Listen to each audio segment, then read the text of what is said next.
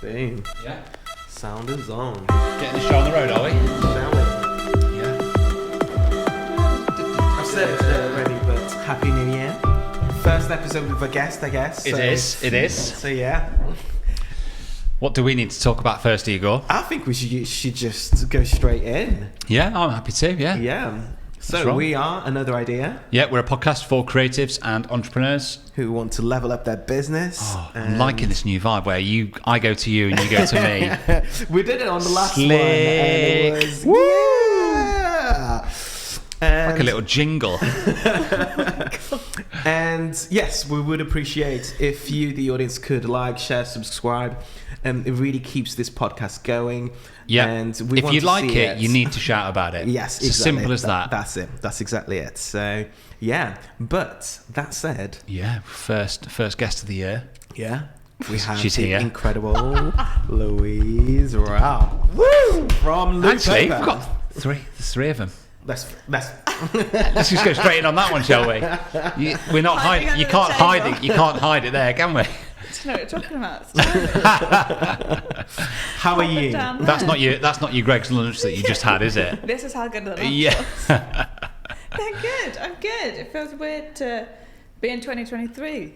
I know, right? And sat in front of a couple of cameras and Yeah. chatting to us after you feel like just. I'm on holiday with We these were lights. talking before, weren't we, about how I was like, how did we ask you to come on this? I can't remember. And you're like, I think you just said I just asked you. And it was like, Yes, that's great. I was like, I love it. But it's true though. It's true, and massive kudos to you because it just shows the sort of character that you are in terms of like just being a go-getter, and Yeah. rather than wondering about how can I get in the podcast or how can I do that, just ask and just go and do it. I think it's just like stepping out of your comfort zone. Yeah. And what's the worst that can happen? I'm always like this. This is one of my like sayings. Like, what is the worst that can happen? Yeah, Sam could go on one of his have some He'll- puffs and say no. Yeah. He'll be all deep and be like, you ain't good at that. Sorry, God, that pick on position's Sam episode today. But I think it's just like, yeah, if you don't ask, you don't get. And Have you always been like that, or has there been a point when you're like, it's something something's changed, and you've been like, no, I need to go after it a bit more? I think when you're running your own business, no one else is going to do it for you. And yeah, it's scary. Like, it is really scary putting yourself out there and, you know, you're representing you. There's no one else behind you. And yeah, I'd go to networking events and walk into a room full of strangers, and it is scary. But I now have like amazing friends from just going to those events. Like the girl who ran my wedding, Holly, I met at a networking event, and like I work with her loads now. She's like a planner. And like Lauren Goodman from Bluebird, who had previous guest, used to pre-COVID, sad times, used to run amazing networking. And it's just like, I think you need to build a community when you are self-employed, because you don't have colleagues, and I think people who don't work for themselves don't really get as much as people are like, oh, I hate my colleagues. Like, it's that social side of things. What do they say? Also, I'm thinking like, who can I say that about? Actually, no, I have people in the office, so I can't say it. I hate my colleagues. Yeah. I'm like, it's just that weird thing of like, I'd miss when I walked into the office on a Monday and people being like, how was your weekend? Like, what'd you get up to? Because there's no one. Can't have that conversation with No. yourself, can you, without coming across as just How was weird? It is great. Just weirdo. So I also have like a calligraphy coven. We call the we're not witches, and it's just a WhatsApp group, and it's just like amazing girls, and we all do the same thing, and we share our highs and lows and our knowledge, and it's literally just on WhatsApp. I haven't met some of them, which is really weird because we speak about 5 times a day.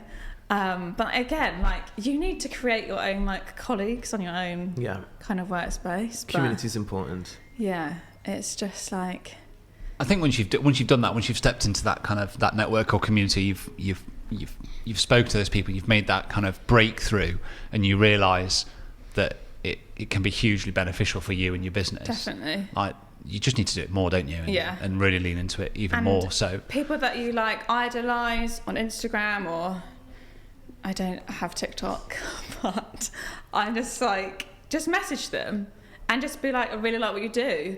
And it's just like that kind of networking and relationship building, it does get you places. Yeah. And as cheesy as it sounds, like the more people you know, the further you will get, because of kind of just how things are, and people recommend you, and people recommend you. It's the whole power of association, isn't it? Yeah, and it sounds like a bit cheesy, but at the end of the day, like, it's a business. You need to put food on the table and pay your mortgage. So and that kind of loops everything back round to like how you sat here today, is because me and you have chatted on. I'd never met you before. No, I don't even know if we've worked on a wedding together or whether we. I think there possibly is. Yeah. But there've been the odd DMs and odd shared images and stuff, and then it just led to, do you want to come on the podcast? Yeah. And you're here. And I arrive and I'm like, hey. Yeah. And it's like, and I need feeding. Where's my Greg's? Yeah. But again, you doing that has led to you being here, which leads to other things. Yeah. Yeah, there'll be people that will listen to this that will find you and search for you or hear about you for the first time. Yeah. That will then lead to new things. Another idea, the inbox is going to be full after this episode. It just doesn't end, does it? Non-stop. Just ask them, they'll let anyone on. on the slight flip side of that, though, how important is it to really police the people that are in that network? Oh, definitely. I think, as I'm sure you get it as well, but as stationers, we get messages from people being like, what printer do you use? Where do you get this from? Where do you do this? And it's just like, we all started from scratch, and yes, people would help, and like we'd share suppliers and stuff like that, but it's just the like just brashness of just being like, just tell me all your whole business model. Yeah. And thanks, bye. Thanks, bye. I'm just like, sometimes it's not even thanks, it's just a bye. Okay. Bye. Emoji. Well, like I said to you about my daughter earlier, just puts the phone down, doesn't even say goodbye. Mic drop. See ya. It is true, though. It is true. And it's the one thing that I find that it can be a bit of a pet peeve for me, really, that people can get in touch with you and just be so, not abrasive, but sort of like directive in terms of like just gimme rather than expecting. Exactly. Very expecting. Exactly. And I'm the first one to say I'm an open book. I will, but that starts from relationship and someone else just being normal and interesting, really. I think you and I in our industry have always had the approach of like we're happy to give that help, but we're happy to help other people, but you know, at the same time, you know, you have to contribute as well. Yeah. You know, it's a two-way street, isn't it? And the people that I always go back to and that I help and support, like genuinely, they're always people that have helped me in some way, or have at some point or other helped me. You know, and it has to be that. Like the second bring value you can to generally people, you can generally tell from the opening sort of line that someone's messaged you that they're just don't even say hello. How are you? Yeah, it's just like, I really like what you do. Can you just tell me how you do it? Or, thanks so much. Like, I just run my business. Come round for a cup of tea and I'll lay it all out for you. That's it. Free workshop. But that said, like usual, we just went in. We've just done it again. Straight in, which is amazing. It's. Should we just tell people who Lou is? Have we not even done that? No, exactly. That's what was kind of like. Oh my lord! Let's it's go like back. We've never done a podcast before. Let's Igor. go back. But no, Lou, you tell us a little bit about you, what you do, who you where are. Where you from? What you had from Greg's. Link in bio. I'm Louise, or Lou, whatever you want to call me, and I run Lou Paper, where I design bespoke wedding stationery. Such a good name. Oh, thanks. Lou Paper. It is such a good name. So good. How did it come about? Because this literally came people about. will be like, Lou Paper. I'm not working with someone with toilet paper. Oh my god. So this is what my mum was like. My mum was like, who's going to buy stationery from Lou Paper? But my dad was like, this is great. And people remember it. Yeah. And it's like... Your dad's got the lols, I say. He gets it. It's just like, I'll turn up at stuff and they'll be like, Lou Paper's here. Like, it is bizarre. But yeah, it's, you know, does what it says on the tin. My name's Lou and I do paper stuff. So, you know, why need to complicate it? And it does stick in people's minds, and hopefully for the right reasons and not the wrong reasons. And I can give away free toilet roll, when I get big time. Let's brand that toilet roll. It's all part of the long-term plan, Exactly. isn't it? Darren's always like, you need to do some branded toilet roll. It's your next direct mail. I'm like, okay, just keep that one. On top of the other one. list of endless jobs that... Indeed. All this money I have. That's amazing. And how long have you been running your business for then? So I always am like, what year are we now? Every time I'm just like, so I think it was like 2015. So I've worked in weddings since I was 15 years old. Wow. So I love 15. the weddings.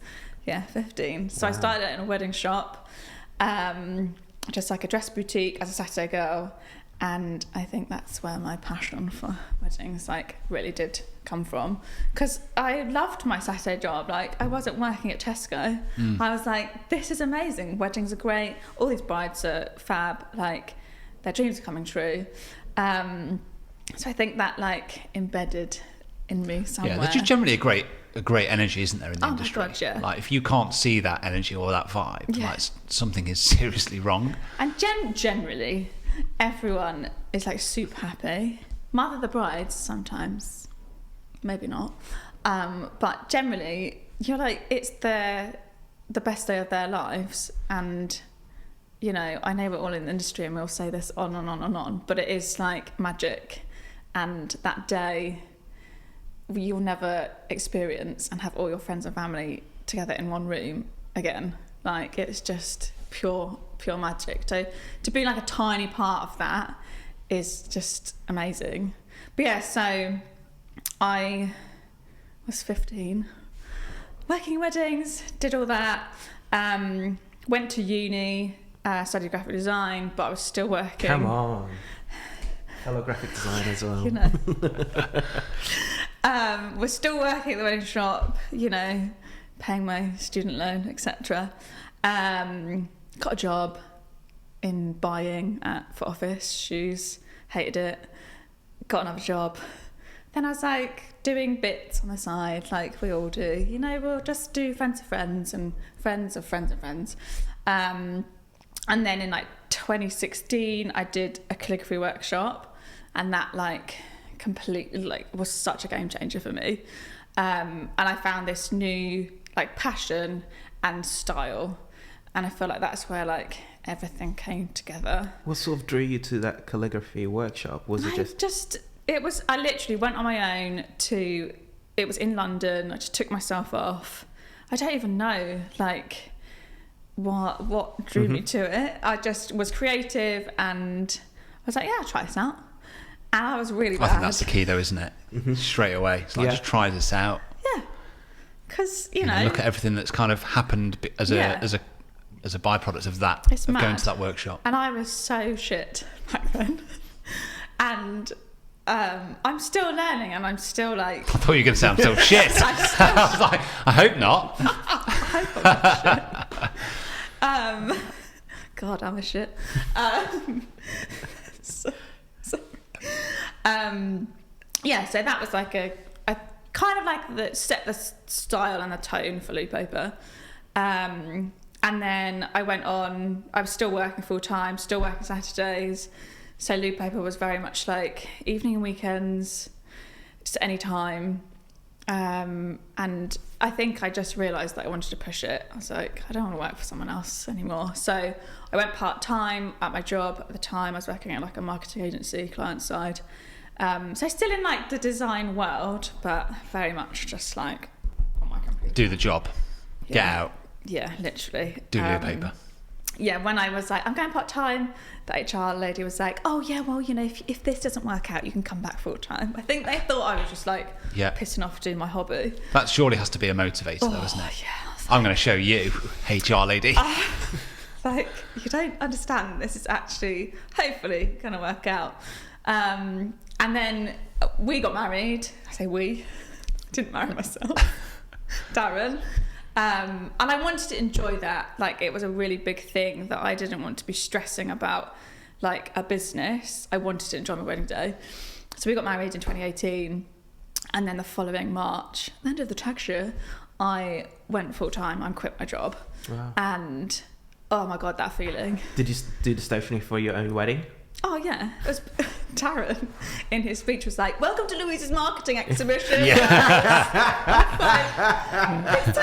Can we just get some photos of the stationery, please? Definitely. Yeah. Just laid it all out for you. It's like I've dropped it on the floor, but perfectly. That's amazing. Yeah, done his flat lay. Yeah. Cash.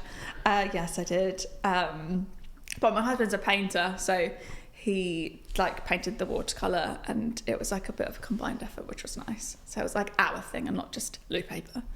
So yeah, then I went full time, and it gave me the opportunity to start teaching calligraphy, which was amazing. And it was just like another like arm of the business that I didn't have time for before, and completely different to like weddings. Like teaching calligraphy is super. It's just so nice to teach someone a creative skill that everyone can do. Like no one comes to my classes and they're like, oh, I can't do it. Like everyone can do it, and they will go away with the skills and the kit to be able to carry on and make their Christmas cards and whatever. Can I ask you before we get into like what your business is doing now and stuff? Like, can you remember what those first few weeks were like when you had left the day job? And you were like, I'm here. I'm at Lou Paper HQ. In my bedroom. It's time to go. I'm going to build this business. Yeah, I think I was. What surprised? Was there anything that surprised you in that time, that period? Everything is just like such a blur, because I was working so hard that it's almost like I quit my job, but I didn't really realise I'd quit my job because I was working so hard already. If that makes sense. But it was just having the time to be able to do these other things and not have a boss or a manager. Freedom. Oh my god, that feeling is like I couldn't go back to work with someone. It's really bad.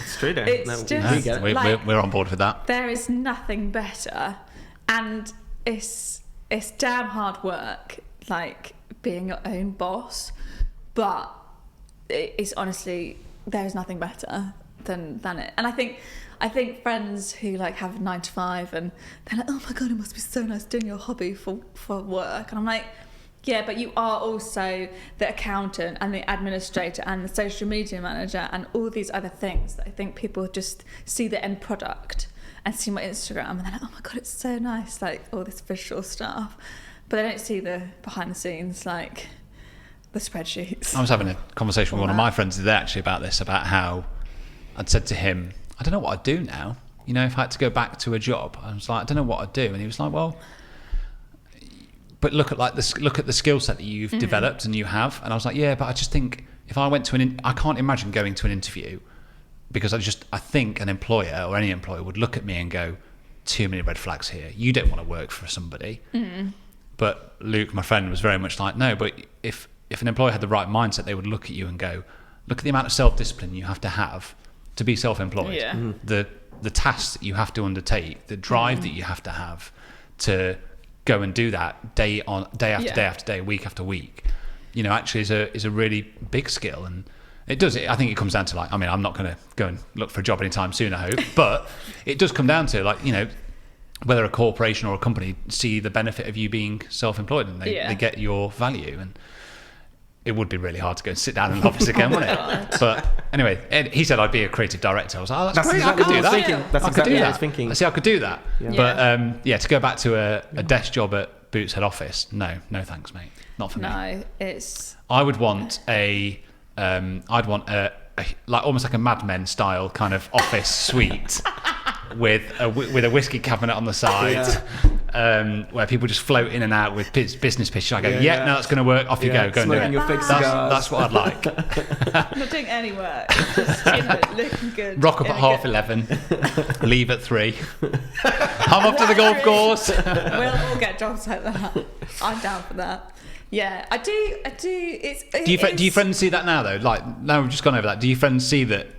Have they switched do they understand the level of work that you have to put in to keep your business up and running and to make it? No, not got Scooby-Doo. No, I don't think they really know. I don't think they see like, you know, I get up and I'm straight on my emails and then I'll go in my cabin, which is my studio, and I'll work, and then I'll pick up some more emails. And yeah, it's not like a 9 to 5, it's like a 7 till 7. Or it's like it's like as much as you want to put into it, and you do reap rewards for how much you kind of want it. As you said, it's all on you really, so yeah, it is. And how's Lou Paper doing now? How does it look in January of 2023? Yeah, it's good. Don't play it down here, right? This is like it's your time to shine. Yeah, come on, let's chat about it. Yeah, it's doing well. Yeah, I think people think that I'm probably a kept woman and that Darren pays for everything, but you know, it's doing really well, and I'm really proud of that. And I think it's the hard work that you put in, you know, get a lot out of it. So no, it's good. But I was saying to Igor before we started filming, like the wedding industry and suppliers, it's so flipped on its head in terms of COVID's really like screwed with how people plan. And so now we're 2023, I'd normally have a load of 2024 save the date's gone out, and there's like hardly anything. So it's kind of like not worrying about that, because the inquiries are still coming in.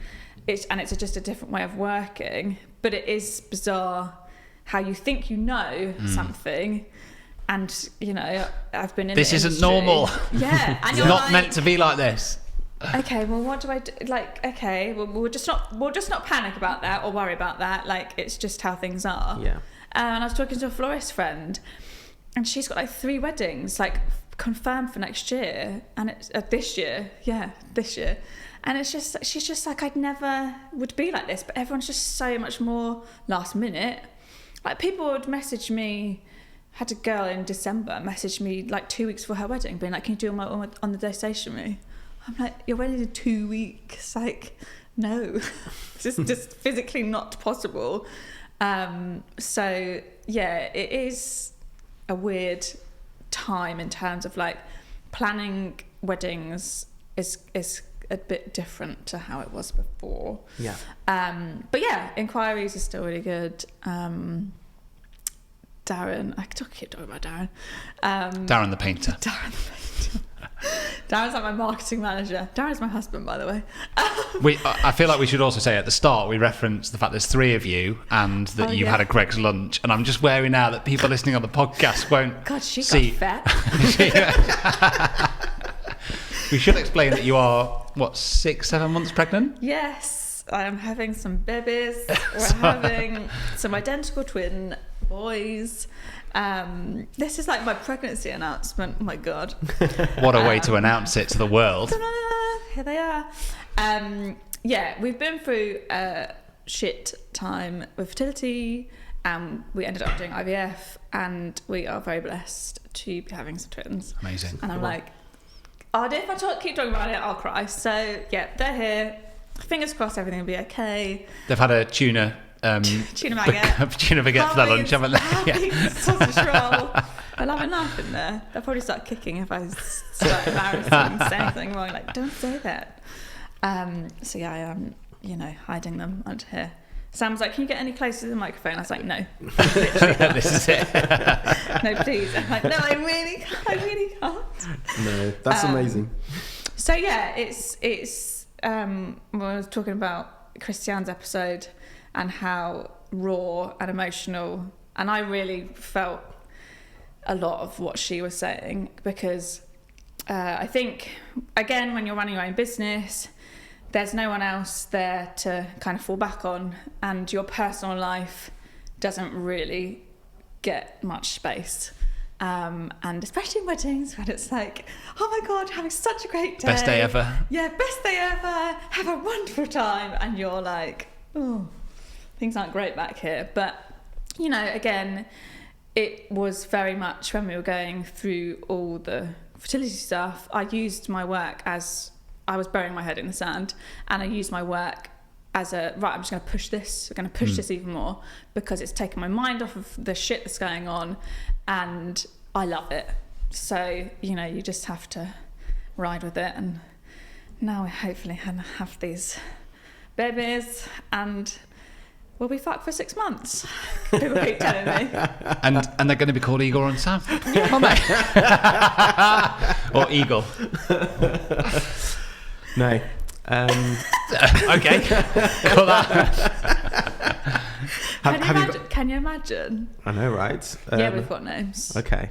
Igor and Sam, yeah? Yeah. Okay. Yeah, I was just going to say, just to make sure. They might have to have like second middle names now. Yeah. That's where we'll shoehorn you in. Saggy. I'm thinking of alliterations between our names. So Saig. I don't know. We're just going off on a massive random. Come on, let's get back to your questions. Let's get back to your questions, Igor. But no, you did touch upon it in terms of like change and everything else that has been happening just within the industry in general.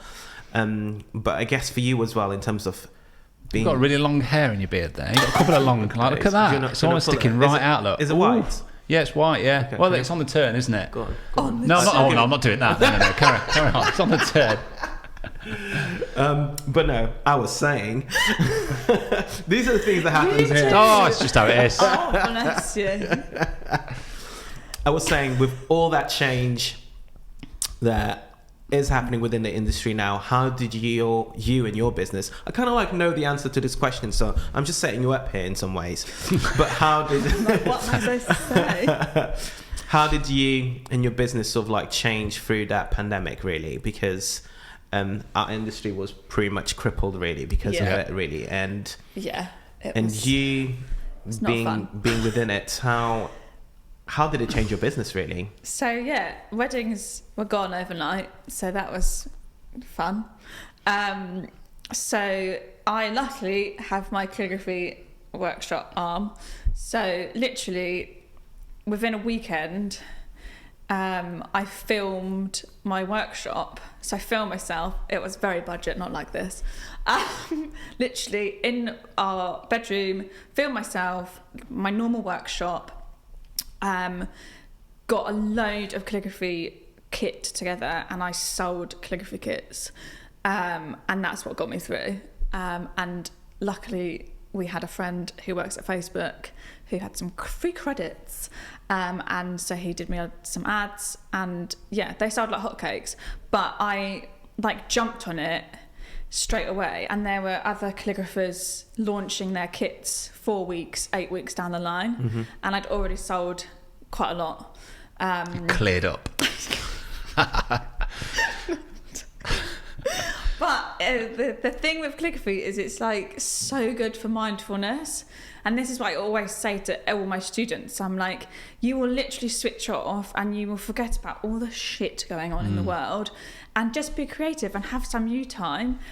And yeah, I was paying my mortgage, but it was also, I feel like a lot of people that bought the kits really embraced it, and it helped them and like helped them. Some of those students turned that into a business now. Like, I'm looking back to when you went on a calligraphy workshop in London, and that obviously kind of pushed you in that direction. Yeah. I wonder how many of those students have kind of... Yeah, and like it's also, I get a lot of DIY brides that come on my courses, and people are like, but you're giving away your loo paperwork, and I'm like, but they were never my client. Yeah, they would never absolutely. have ever come to me. So I'm teaching them, and then they can make their wedding, their DIY brides, and do it, their own way.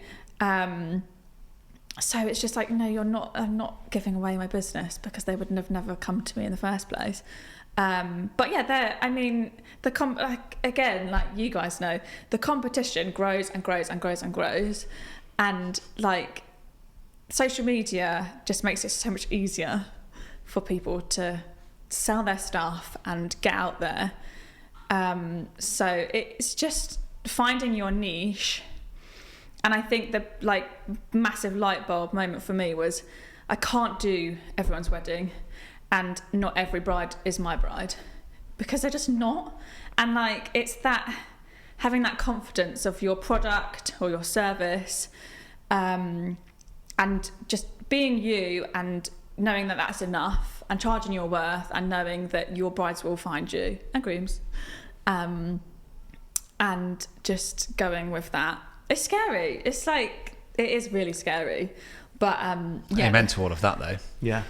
I can remember when I first started doing workshops for photographers, I had people say to me, probably my mum actually, it was like, well, no, I think it was my brother, was like, why would you tell people what you do? And it's like, well, if people want to book me, they're going to want to book me. You. It doesn't matter. Like, again, you can use this analogy lightly, but like, you can take a horse to water, can't you? Like, there have been loads of people that come on the workshops that take on board exactly what you say and they implement it and they go and build their business, but they build it differently to how you would. Yeah. There are some people that come on it that you never hear of or see of again because they just haven't got the execution of it. Yeah. But there's so much work out there. The industry's enormous. No one's ever gone into the new year and gone, oh yeah, competition died off a bit this year, hasn't it? I genuinely think as well, like we talked about it recently, that it feels like there's been a real explosion in the industry over the last 2 or 3 years of a new wave of photographers and creatives. I don't even think it's started yet. Yeah. No. I think the recession, and I think what's going to happen this year, I think is going to make so many people sit in their jobs go, why am I doing this? I don't enjoy it and I need more money. Yeah. And it's also, I think, because so many of us start with it being a hobby, and then being like, oh, I enjoy this, like, let's try this and we'll do it on the side. And I know, so many of my stationery friends are still working full-time or part-time. So it is that kind of hobby turned business, and kind of just turning that.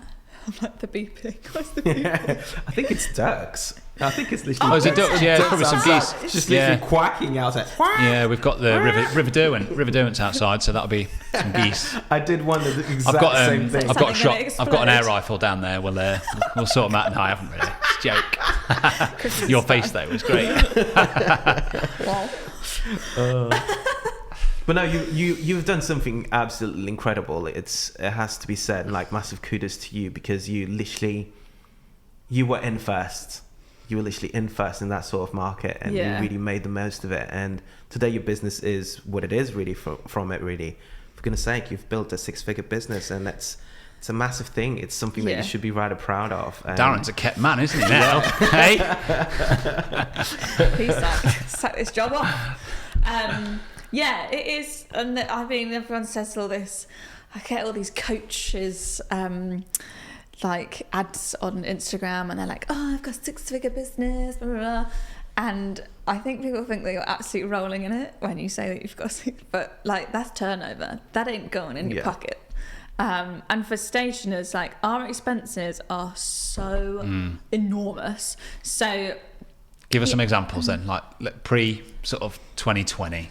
Like, where was the price of paper? I mean, I feel like it's like doubled and then tripled and then quadrupled.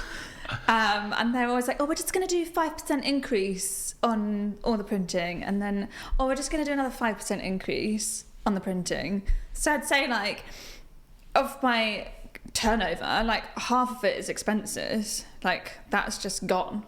So half of that money that my client pays me is an expense, and most of it is obviously printing, postage, packing, whatever. So that's already like, oh, half of that.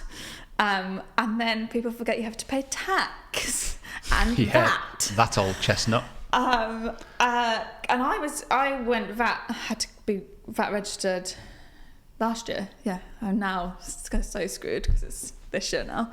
And I was petrified that I was going to lose all my business, because I was like, 20% is a lot of money. It's a big chunk. And I was just like, what am I going to do? Like, I have to pay it, so I have to charge it. And I was really worried about, like, oh God. But then I thought, hang on, they're getting married, everyone charges VAT. You know, the venue will charge VAT, the caterers will charge VAT. So they're kind of used to paying VAT, but it was like, oh my God, like, this is a lot of money. And again, you see this money come in and off it goes to the VAT man. You're like, he's not on your Christmas card list, is he? It is mad how you can go from not paying VAT to paying VAT, and you're like, this is so much money that the VAT man was not getting before. Yeah. I'm just like, okay, have a great Christmas, VAT man. It is a horrible tax. It really strangles growth, I think, doesn't it? Especially when you're in our boots, which is like small business. Yeah, like on the cusp. That tipping point, it's you do $2,000 more, you lose 20% of all your turnover. Exactly. It's so difficult. So, Igor, Studio Ninja. Yeah, let's talk a little bit about our sponsor. And I was wondering about what we need to say in this little section, because I really want to talk about just how vital it is to my business. And one thing that came up recently was in my own business was that I was thinking about whether I need to get a VA on board. Mm-hmm. Like, do I need somebody that's going to help me just perform some of the admin tasks? And when I looked at it, and it really boiled down to what do I need somebody on board for, I realised that I don't actually do much admin. Yeah. And I don't do much admin purely because of Studio Ninja. Yeah. Everything's automated. Yeah, my invoices, my diary, my questionnaires that I send out, email templates, chasing up invoices.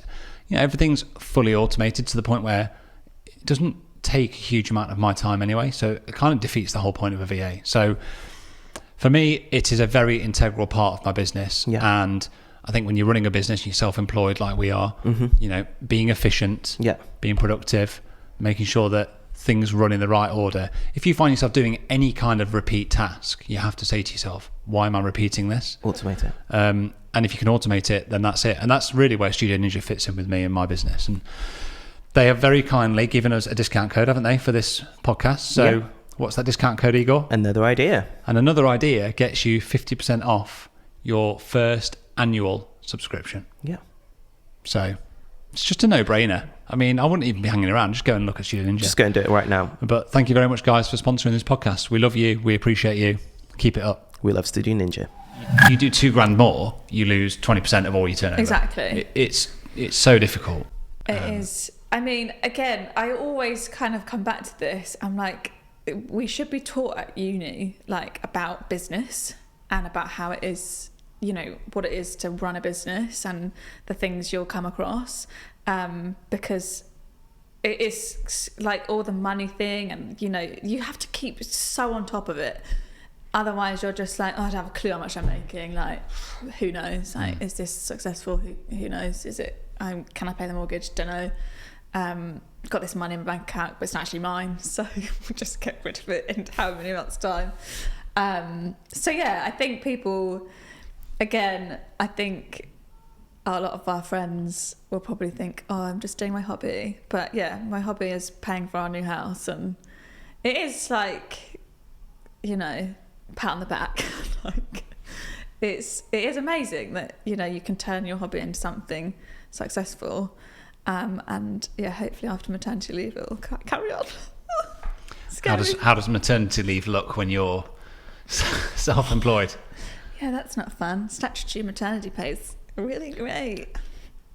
But again, it's like a big thing of when you're self-employed, you need to save. You need to save for COVID when that damn thing hits. Like, you need to save because you're not going to get a pay rise or a promotion, when you hit your next level. So that was a big thing. Like, I always saved money, just to fall back on if needs be. Or another thing I always say is, like, you've got to speculate to accumulate. So a lot of, like, where I kind of, how I've grown is you need to spend money. And whether that's like, I'm getting a CRM system built at the moment, which is going to save me loads of time. I got an assistant last year who I outsourced loads of work to. And, like, it's scary, like, spending money when you're like, okay, I'm gonna have welcome to my studio. So we've had the same conversation today. I'm like, I'm a little bit scared at the moment, but I know it's like, no, hold on, I've invested. Yeah, that's what I've done. Yeah.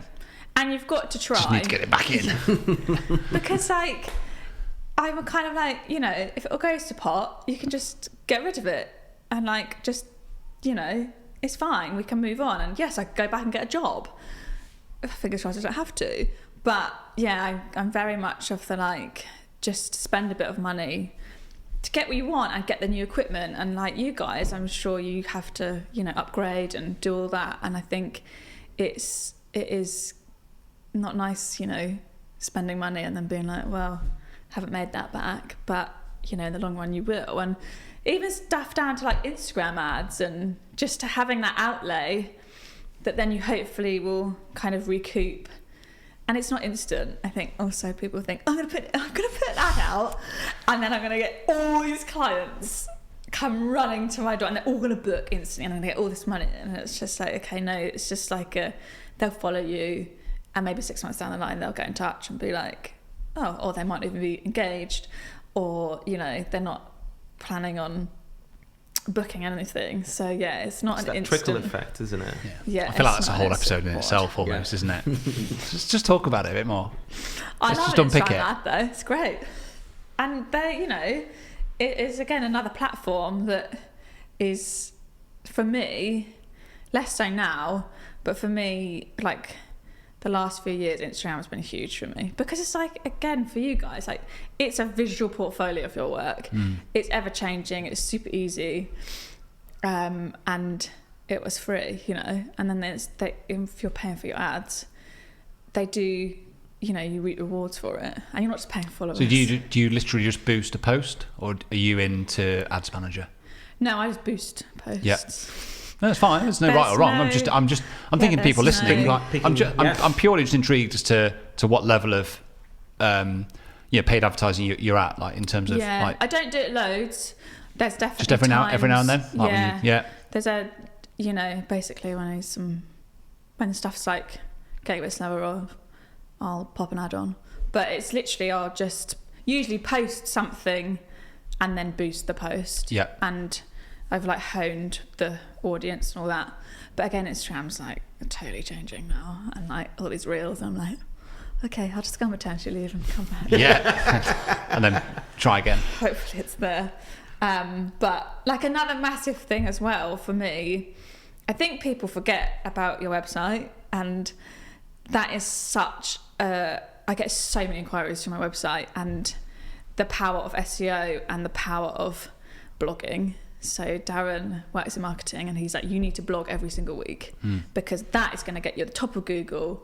And for me, like wedding stationery, slap it in Google, like Berkshire, Surrey, whatever they do, I get so much just from my website. Like they don't even follow me on Instagram, and like that's a huge thing. So my assistant writes all my blogs, posts all my blogs, and that has been a real godsend in terms of like just traffic.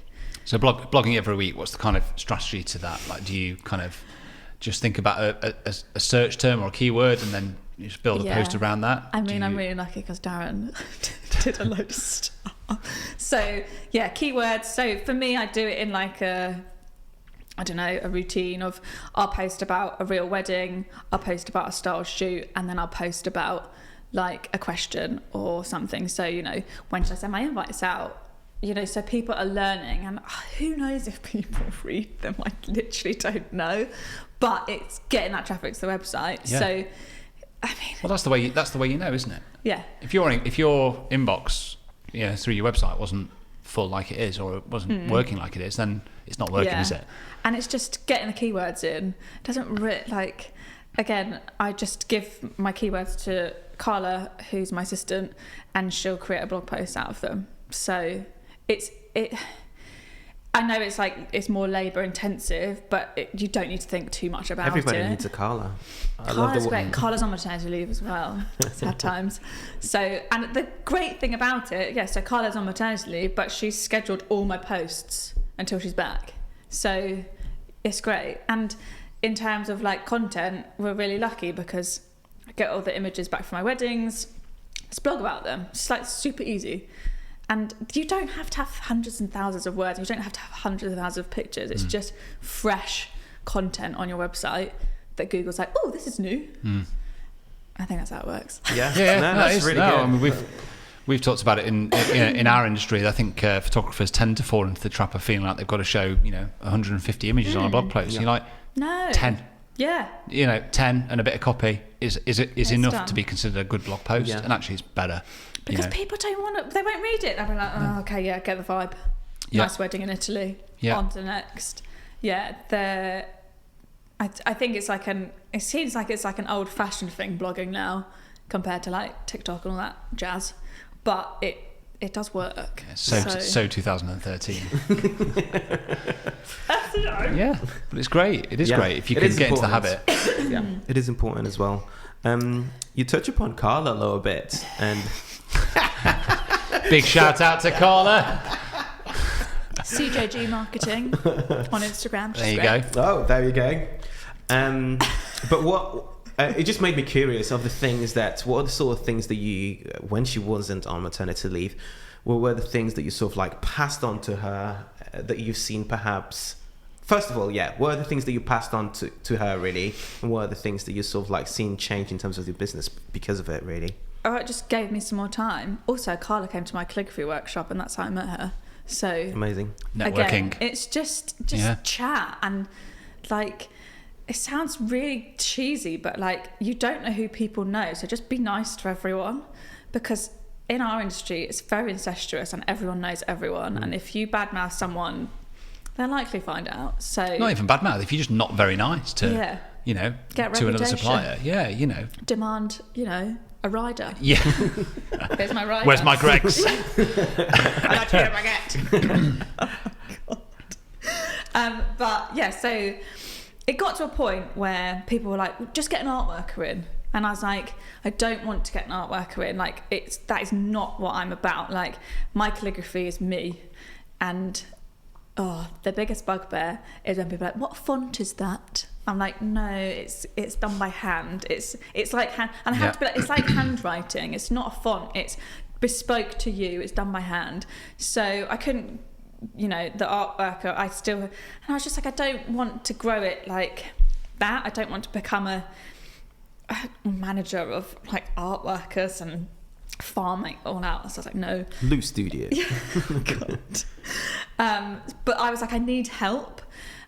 So yeah, Carla is like freelance marketing, and I just said to her, would you be interested in coming to help me? And well, I kind of call her my VA. So she did a lot of my admin, did a lot of my emails, quotes, invoicing, all the stuff that takes time. And I was like, I can just design now. And it was just a godsend. Like, it was such a game changer. But it's so scary being like, I'm going to invest in this and I'm going to allow myself more time to design. And it obviously takes time to kind of build it up. But it was so good. And I was like, why didn't I do this like 2 years ago? Where was Carla? Yeah. So, yeah, it was great. She's great. We're like little besties. But yeah. And also, I did have like a summer assistant come help me in the studio, but I found I couldn't work with someone like with physically. Me. No, I found it really hard to concentrate. Yeah, I was like, I can't do this. What sort of things were? She was just doing some of my productions, so like putting split pins in stuff, paper clipping stuff, packing stuff, painting stuff. So just the production side of things, and it was just for like a summer period. But I realised like I just can't work with someone in my studio. It's not very big, not like this.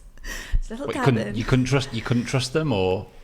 Yeah, it was kind of letting go, and I was like, I don't want to check everything because and I'm breathing down your neck, and But you should check it. Yeah, it's that kind because of stuff went. My clients would be like, "Oh, this is missing," and I'd be like, "Oh, this is not." So I learned a lesson, and it was a hard lesson to learn. And it's harder. That is taking somebody on, and then making a call to. Yeah, and I always said it was just for the summer, so it was just for the summer, okay.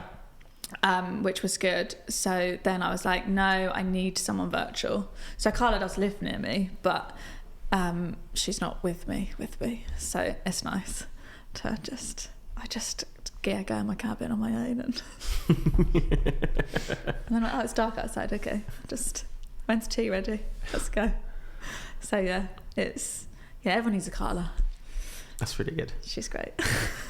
I want a Carla now. Could do with a Carla. I think we could all do with. Well, Yeah. we've got a Merla, so we're good. That's it. There you go. You've got your own Carla. You touch upon it as well a little bit beforehand, and then it kind of like goes hand in hand with the Carla conversation, really. But in terms of like streamlining your business, Yeah.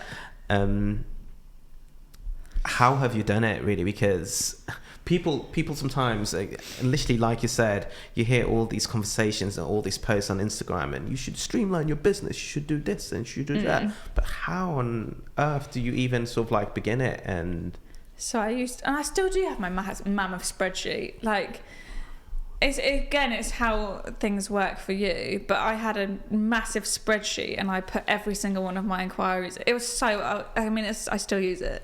It's so old school, and every client of mine has a line, and then every job has a line with all the costs on it, so I know exactly how much I'm like making, and then like a monthly total.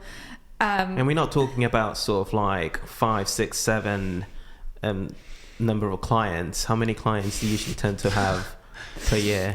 So I did about 240 weddings last year. That's quite a few.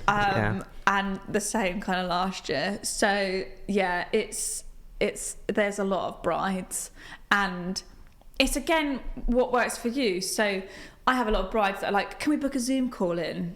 Pre-COVID, no one wanted a call. Post-COVID, everyone wants a Zoom.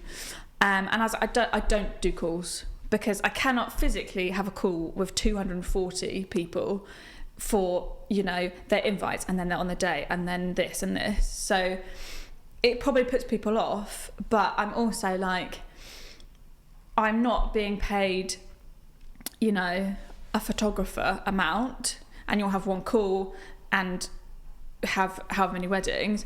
I'm doing like little jobs, and like some of them can be like £100.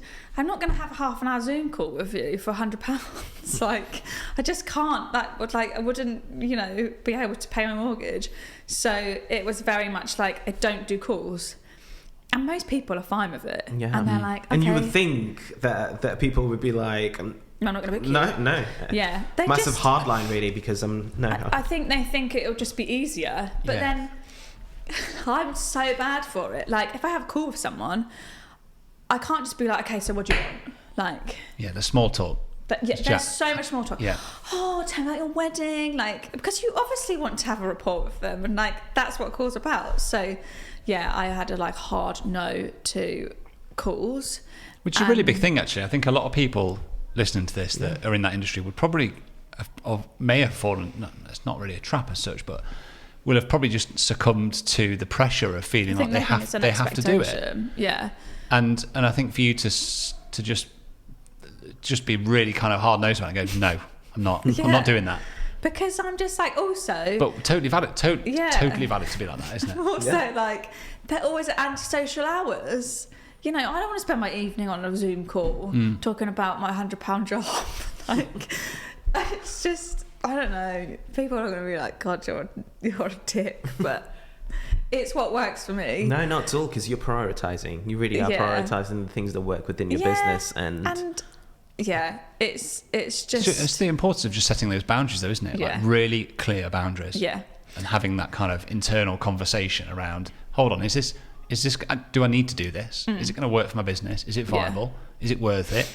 I think for photographers, like, it's such a personal thing that we're like physically there and on the day and involved, that it's totally of benefit, but not for a They piece don't of... have to really like me, do they? No. No, they don't. They don't. Yeah, of course they do. They Yeah. had to like what I produced. Yeah. I don't need to be their friend. God. I'm telling you today, it's evil. I'm like getting redder and redder. evil loo paper. But yeah. So I say no to calls.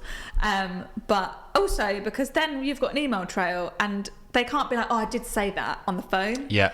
And I'm like, well, no, you didn't, because we've discussed it here, or like vice versa. They'll be like, you said this.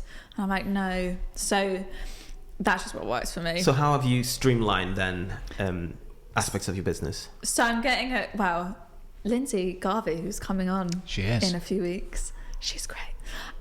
Is built me a so it's called Dubsado, so it's like a CRM system, which is going to change my life. So yeah, going to implement that, and that's basically just automating the shit out of everything, which again, speculate to accumulate, like you need to spend money on these things. And it's going to be a game changer in terms of like, not just like streamlining things, but also just being a bit more like harder with the clients, which sounds so bad, but my costs include 2 rounds of amends. I'm on amend 5 and I still haven't charged for my extra time because I'm just, it's like a full stop here. So it's going to be good in terms of like, it's just a bit more legal, like they have to sign stuff off. It's just a bit more like black and white. So that's going to be amazing. Just in terms of like how I work and the process and stuff. But yeah, it does like all your quotes, invoices, it's all automated. It's going to be a dream. Amazing.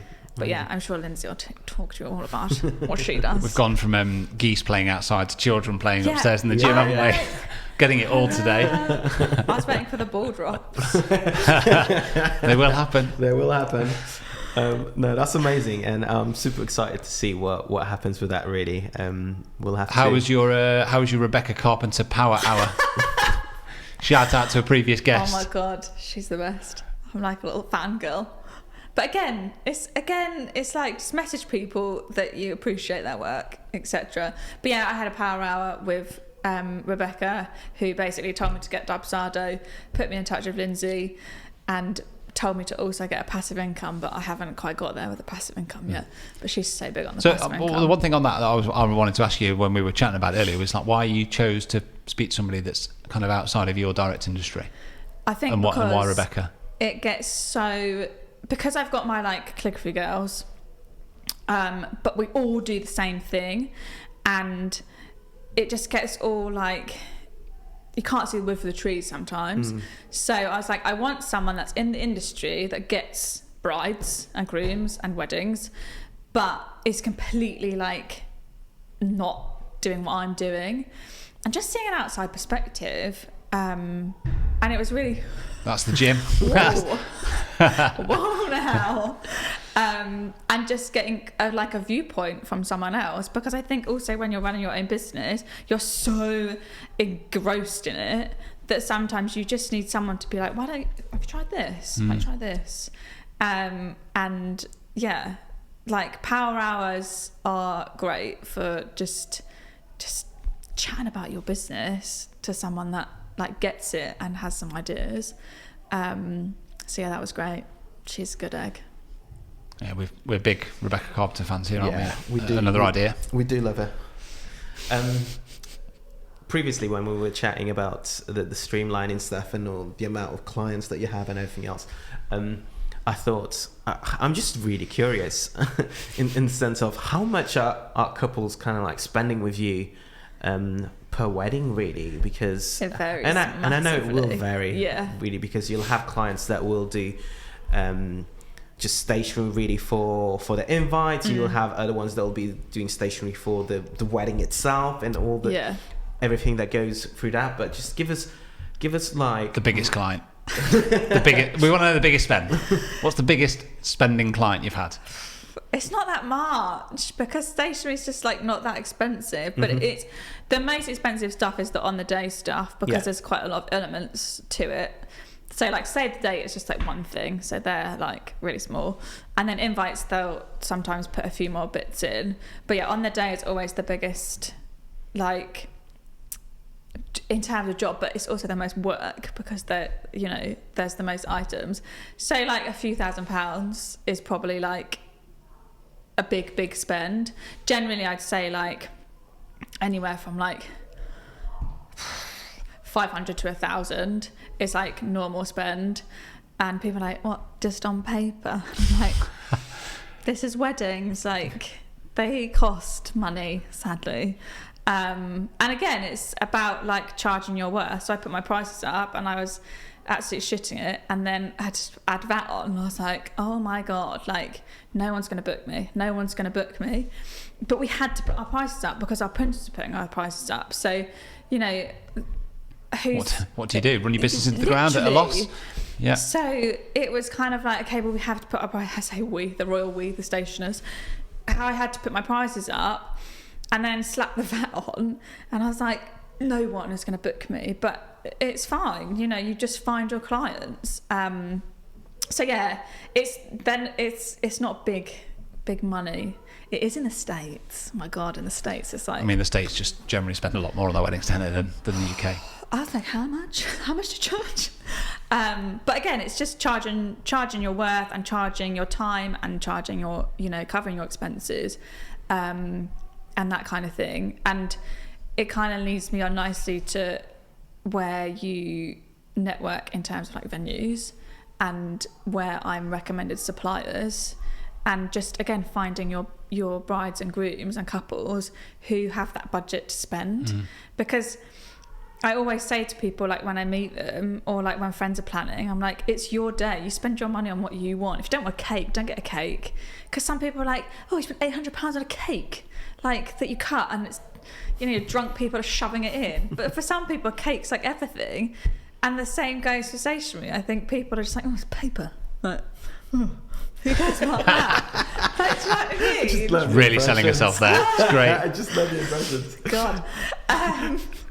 So yeah, it is kind of, I don't know, but it is networking again, and just I've got a core set of venues that I work with a lot, and it's worth its weight in gold. Yeah. Like, it's free advertising.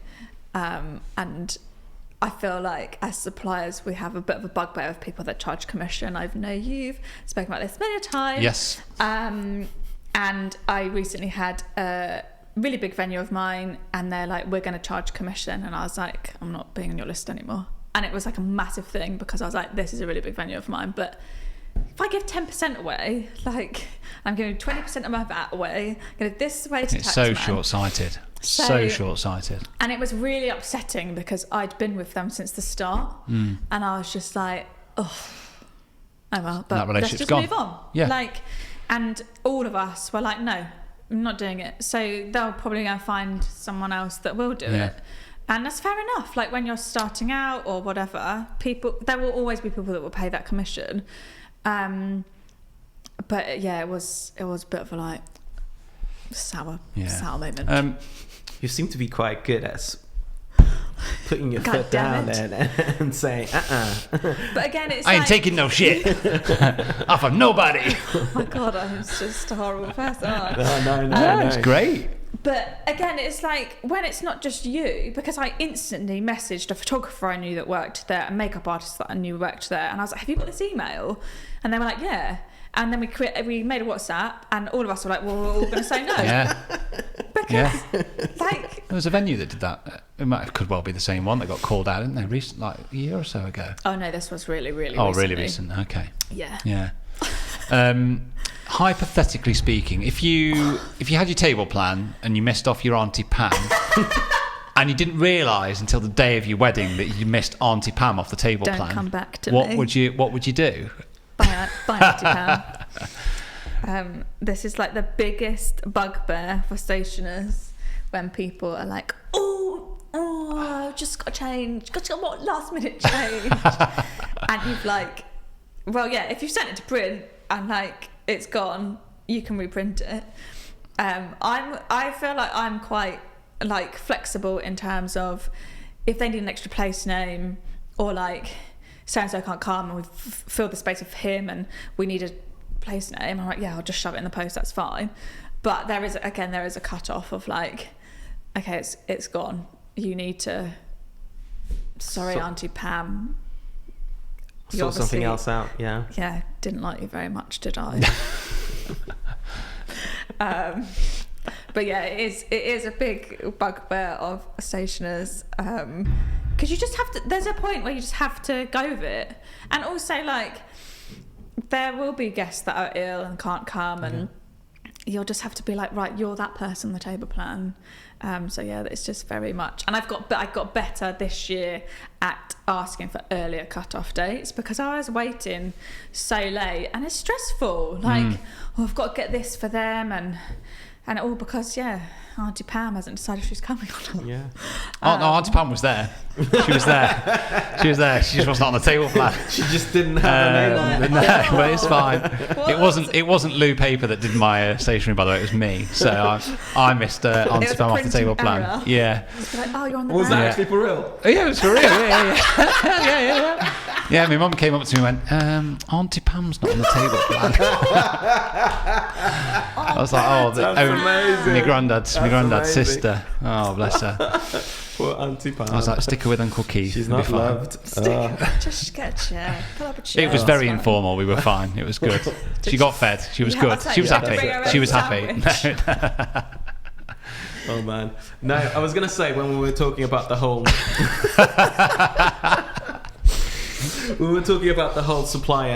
suppliers, just in general, really. Me and Sam, just from our perspective, really. What's been for you your relationship with photographers? Give us all the good, all the bad. Give us all the juice. Well, I've seen it all. Some people come back to me and they're like, yeah, we have not a single photo of any of your stationery. I'm like, okay, thank you. Hope you had a great day. Bye. I was saying to Igor, As though they're expecting you to have the answer to that. okay, Yeah. I won't bother chasing. Bye. Sorry I bothered you. I was saying there's photographers that are face photographers, and that's obviously what some people want, and all they do is take photos of faces and they don't capture any details. It's all just face, bridegroom, friends, family face. I don't like those photographers. They don't bring me much marketing material. But I also am like, they're not capturing any of the details of the day. They're not telling the story of your day. But it's true though, just- because the couple would have spent so much time choosing their suppliers. Yeah. And I'm not just saying. I think we talked about it with Christiane, didn't we? We talked about it with Christiane and flowers. Flowers You know, as well. exactly the That's same. it. And their budgets.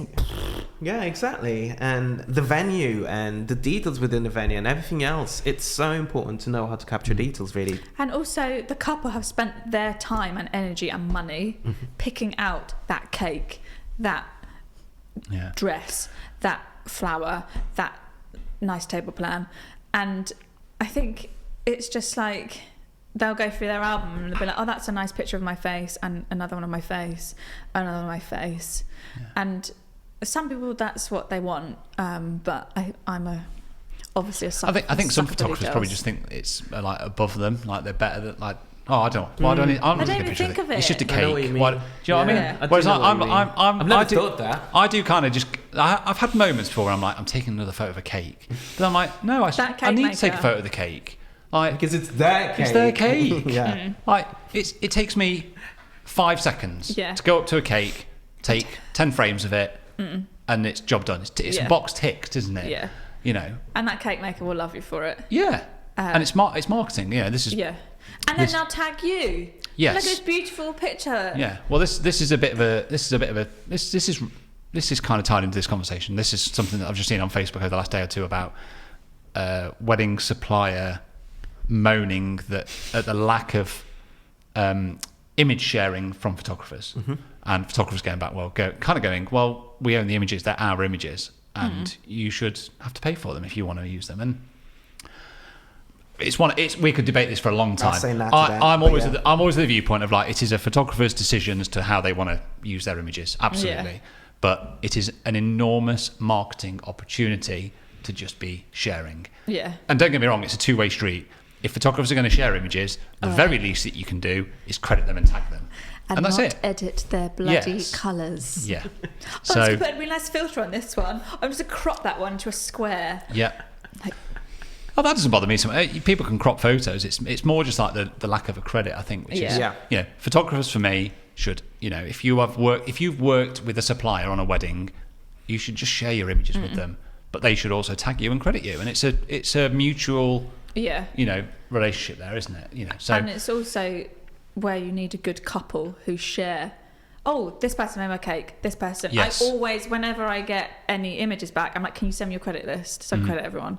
Because again, it's another networking opportunity. Yeah, massive. And like, oh, I really like that cake. And a bride will be like, where's that cake? People will ask me where like my couples get stuff from that's not stationary, they'll be like, oh, where's that cake from? Or like, yeah, it's all marketing.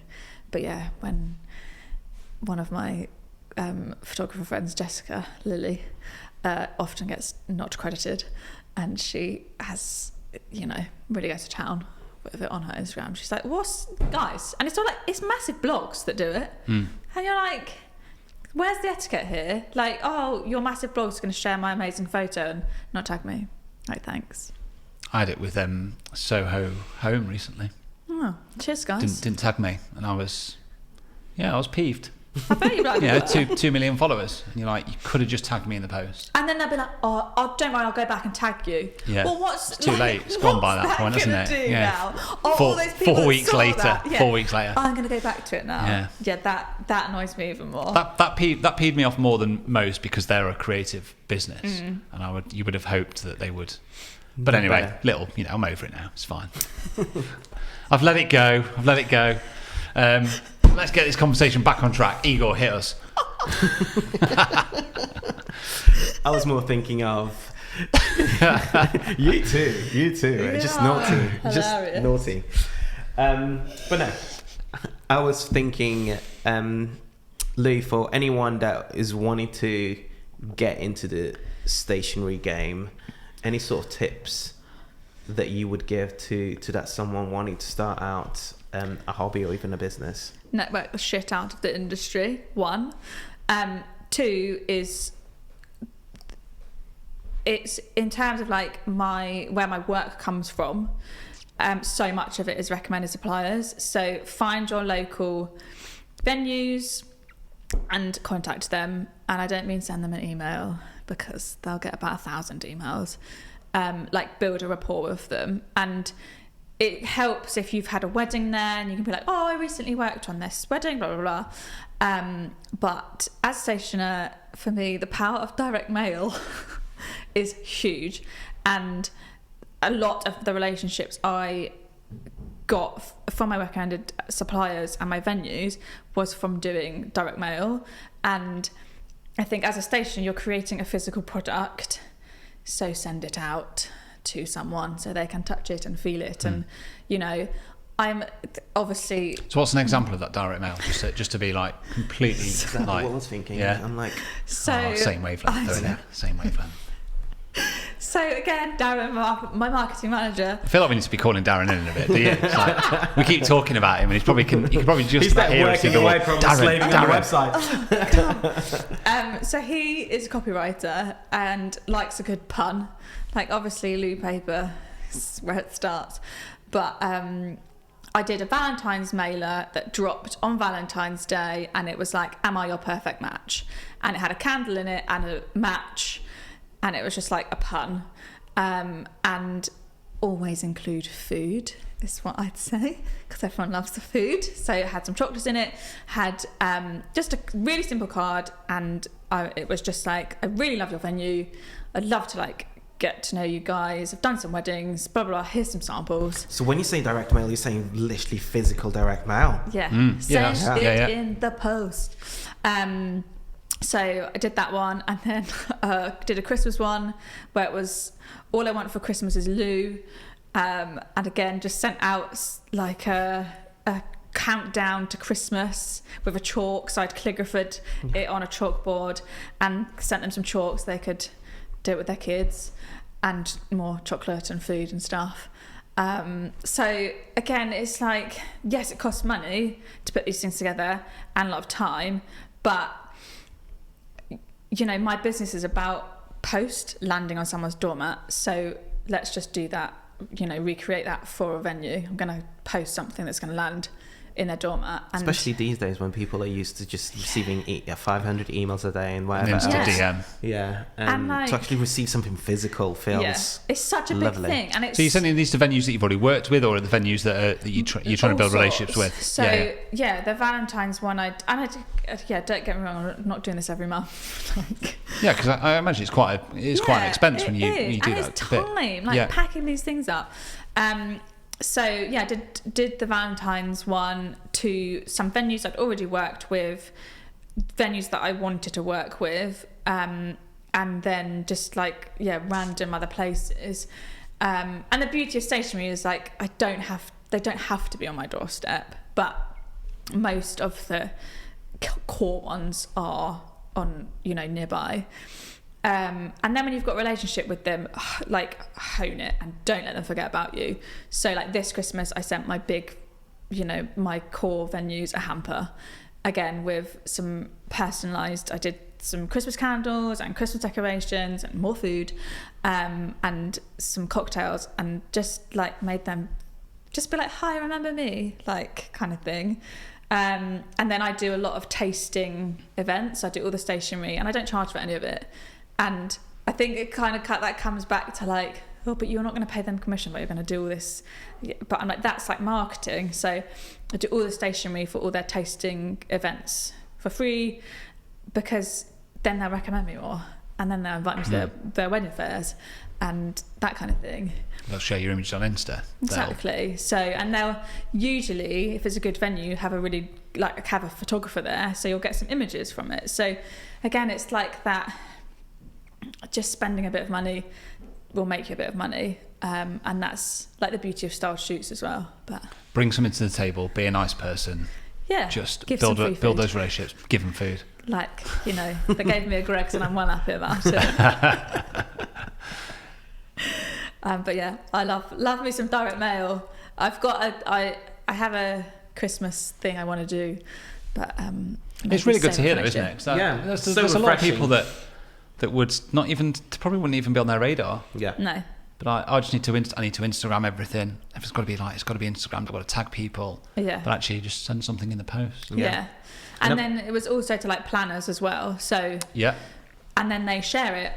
Venues and planners will share it on their feed, and they've all got clients, and then it's just getting your name out there as well. But yeah, I'm a sucker for post, obviously, because that's what I do.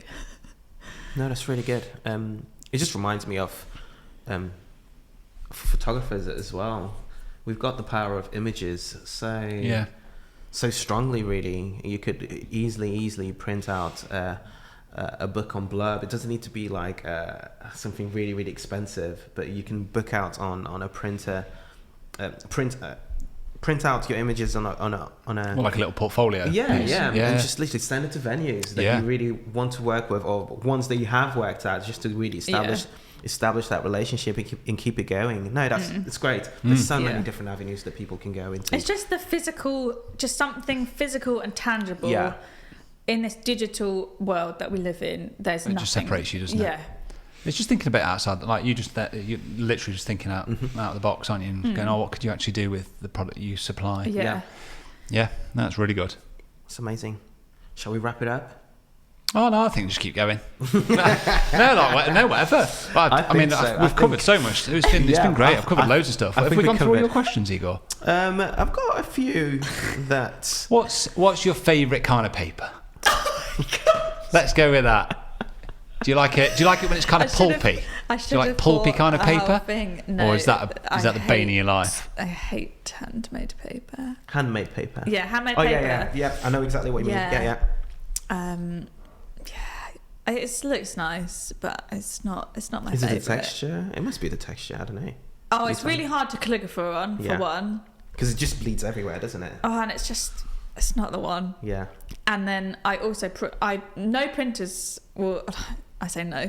Hardly any printers will print on it. So I print handmade paper on my little printer at home, and hate on that, because I don't do any production. I don't do any printing in house. I outsource everything, but other than the handmade paper, so that's, I literally hate it. I don't know what, like, paper is my favourite. It's probably like a colour. There's the quote. Paper's my favourite.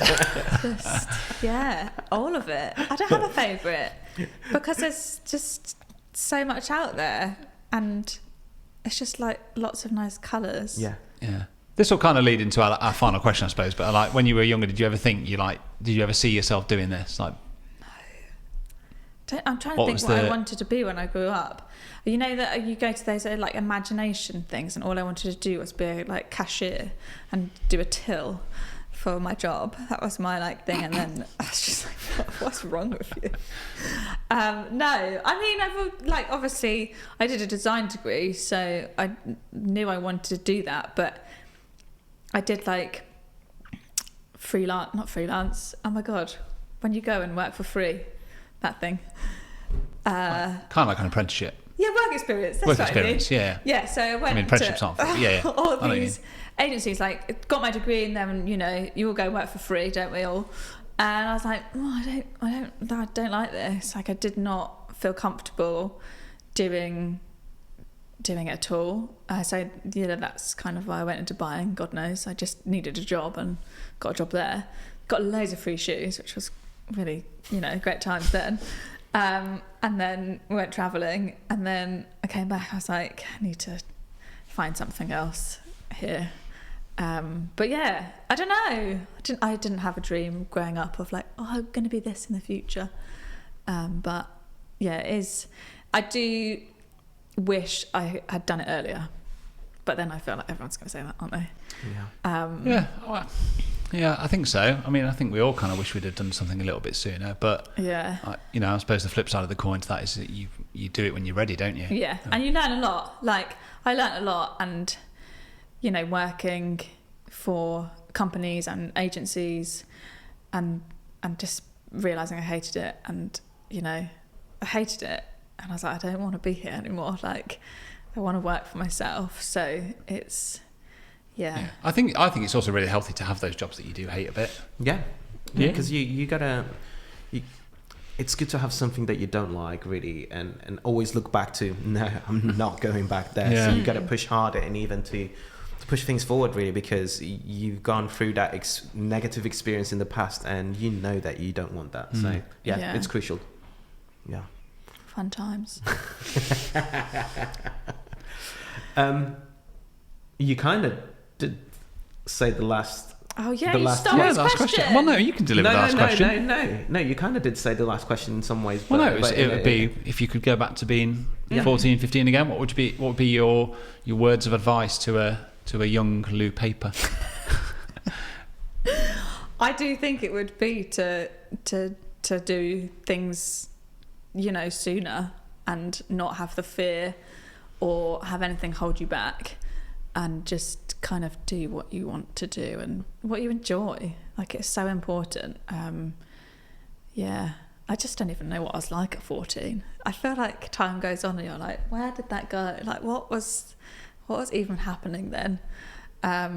So yeah, just not having any fear and just going for it, and, you know, what's the worst that can happen? That's my motto. What's the worst that can happen? Amen to that. What are the future plans for Lou Paper? What's 2023 looking like? And I'm gonna get these two apprentices. Yeah, I was gonna say, like, what's your maternity sort of time frame looking like? I'm taking I'll be back like late summer, because, you know, you could take forever off, but can't afford that. And also I don't want to, you know, just be like, Lou Paper is my first baby, and I'm not ready to be like, bye-bye. But I also, you know, we've worked very hard to get these babies, so I want to spend some time with them and not worry about work. So yeah, finishing up, moving house, have the babies, have some time off, and then come back for kind of autumn, raring to go. Small events then. Yeah, not much going on this year. Not much. Yeah. No, it's exciting. I'm really excited. And yeah, it's going to be very different running a business with twins. But... Well, it's just a new challenge, isn't it? Exactly. And yeah, I'm excited. And I think it's, again, like, you just need to rely on, you know, my CRM and get Carlo in. You've kind of already done the hard bit, which is making those investments, I think. Yeah. And I think what's really stood out for me, and what I've been really impressed by, is that you're not afraid to kind of set those boundaries and say no to things like the saying no to the Zoom calls. I think is massive, because I genuinely think there'll be people out there that are in an industry similar to what you're doing that are just going, oh yes, in order to get that work, I've got to do the Zoom calls, I've got to do it. Yeah. And like, just to hear that you don't have to do that, I think will be a massive takeaway for so many people. Just saying no, again, like, when you realise that it's okay to say no, and you realise that you can say no to people that just aren't you, it's revelationary, and it makes you happier because you're not doing things. You're just like, why have I said yes to this job? Like, I don't like what I'm doing. I'm not going to be posting it on my portfolio. I'm just doing it because I've said yes. Like, you know, and the hardest thing is when you've said yes to this crap job and then this amazing job comes in. All the time. And you're like, oh God. So yeah, the realisation of being like, it's okay to say no. Just say no. Like, if it doesn't I'd feel love to have seen your diary though. If you had like 240 Zoom calls to squeeze in throughout the year, that would be something else, I wouldn't rang it? it from like dawn till dusk. Like, hello. Yeah. 10 minutes. Even then. I'll even give you then. 5 minutes. You could just pre-record your Zoom. Go. Yeah. Bye. Oh my God. No, seriously, thank you. It's been absolutely amazing to have you Thank here. you so much. You've been incredible, and yeah, I can see the title for this episode already in my head. It's so obvious. You've but done that yeah. before. I don't know. I don't know I yet. know. Yeah, I don't know. It's Yeah, like, yeah. You can tell us in a bit. Tell us in a bit, because if it changes, then that'd be excited. awkward, wouldn't it? No, But thank you for having me. Thank you. It's I walked in here and I was like, oh my God, it's like being on TV, because I always watch. Yeah, you do. Yeah. I You were always saying you watch watch. them on YouTube. Yeah, Yeah, which is so amazing. walking in like, this is so familiar. Do you share it on Instagram that you watch it on TV? Always. Yeah, good. Yeah. That's why you It's commented great, back. and it you is. know? But like, look at what's happened. Like you've come here because of just messaging, just reaching out, saying something, and Yeah. Thanks for saying yes. yeah. Well, I couldn't really say no, could I, really? I sent you some chocolate in the post. amazing. Thank you very much, Lou. It's been so you. nice Been meeting amazing. you. Thank you for coming up. And where can people find you? What can people? Oh, it's at @LouPaper_. And loupaper.co.uk. It's LOU. Oh yes, sorry, Paper. I'm not an actual bog. Yeah. And just thank you to anybody that's listened, that's watched. If you've enjoyed it, give her a shout out. Give us a shout out. Do all the clickety things. And we'll see you next week. See you next week. Should we go and see Darren? Should we just check he's all right in the office? Darren, How you doing? Poor boy.